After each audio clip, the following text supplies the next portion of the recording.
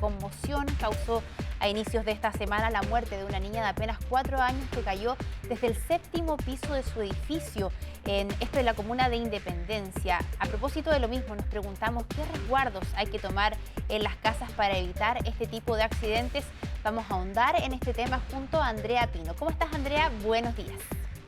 ¿Cómo estás, Natalia? Buenos días. Lamentablemente no es la primera vez que nos toca dar una noticia como esta, una noticia que causó gran conmoción en la comunidad y nuevamente aparece una necesidad, podríamos decir ya, que tiene que ver con las mallas de seguridad, las mallas de protección. Muchos vecinos decían, a propósito de esta caída, de la muerte de esta niña, que ese edificio en particular no contaba con mallas de protección y lo indicaban como una cuestión esencial. Estamos junto a Luis Salamanca, ingeniero en prevención de riesgos de Oportuno.cl, para abordar precisamente este tema. Luis, ¿cómo está? Buenos días. Buenos días, Andrea. Un placer.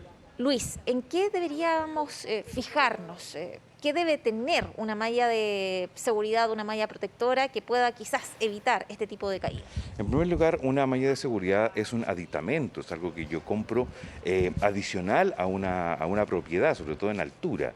Esta puede tener diferentes fines, pero por lo demás, cuando yo elijo una malla de seguridad, es una decisión del propietario, porque tiene un niñito de más o menos desde 0 hasta 5 o 6 años.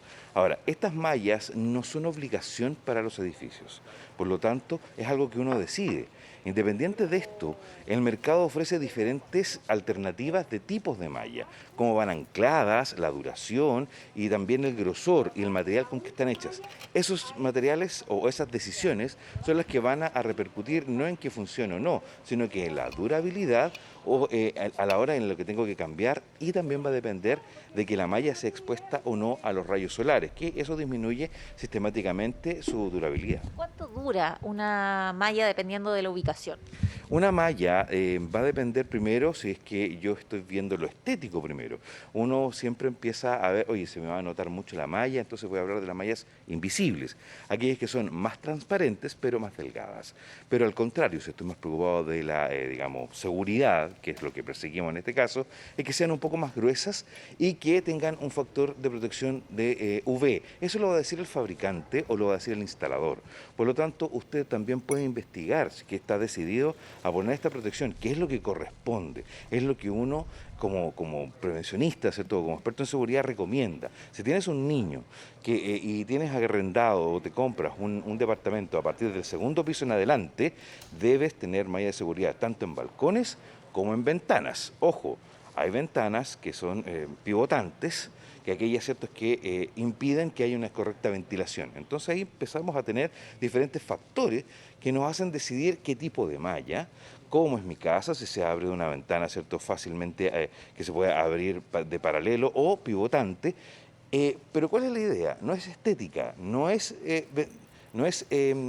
temperatura, es el niño, es el infante, es lo que quiero proteger. Hay preguntas en el estudio, está Natalia López. Luis. Natalia, Luis, buenos días. muy buenos días. Bueno, un tema tremendamente importante, sobre todo para las familias que tienen pequeñitos en la casa. Ahora, más allá de la malla de seguridad, que obviamente cumple un rol fundamental, quisiera preguntarle por la distribución de los muebles, porque de repente, no sé, uno pone la cama cerca de una ventana sin protección, creo que es el caso de esta niña, lamentablemente, de 4 años, y eso obviamente ayuda a los niños a escalar a muebles y a tener más acceso a la ventana. ¿Qué tan importante es la distribución de los muebles al interior de la casa para evitar este tipo de accidentes? Natalia, muy buena tu pregunta, debido a que uno siempre va a optimizar el espacio o la cantidad de niños que tiene dentro del departamento. A ver, una ventana con una cama, ¿cierto?, inmediatamente al lado, muchas veces uno no puede elegir la distribución de los muebles. Claro. La idea es que sea lo más alejado posible. En este caso, lamentablemente, tenemos que esta ventana y este balcón no existían, sino que era un diseño de edificio liso. Por lo tanto, ahí la primera instrucción es ver que los niños no tengan la curiosidad de abrir por su propia voluntad las ventanas, que estas ventanas tengan seguro, que se mantengan seguros. Usted me dirá hoy día, oye, con los calores que vienen, recién estamos viendo las temperaturas, estas temperaturas hacen que la gente quiera ventilar. Por lo tanto, no le tengo que echar la culpa, en este caso, a que la ventana la tenía segura, el que el niño era inquieto, ni la malla de seguridad. La supervisión es algo que no se puede dejar de lado. Yo tengo un niño pequeño inquieto, debo estar presente siempre. Y si tengo que ir a otra parte, lo tengo que acompañar o invitar que me acompañe a mí. Por lo tanto, la distribución de los muebles muchas veces es elegible, que de que el niño, por ejemplo, las ventanas tienen una cierta altura mínima, lo mismo que los balcones tienen también una altura mínima de una protección, que eso está normado por norma constructiva.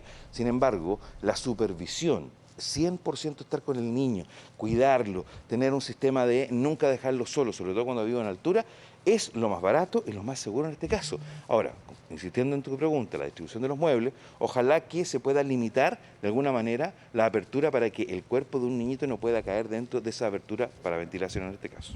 Luis, tomando en cuenta el costo, muchas personas no pueden acceder a este tipo de mallas. ¿Sería necesario quizás revisar alguna norma, hacerlo obligatorio al momento de la entrega de un edificio, por ejemplo, o que la comunidad busque alguna forma de hacerse cargo de este tema? Se han diseñado diferentes propuestas para poder, como tú bien dices, obligar a todas estas familias que arriendan en altura a implementar este tipo de sistema de desmayo.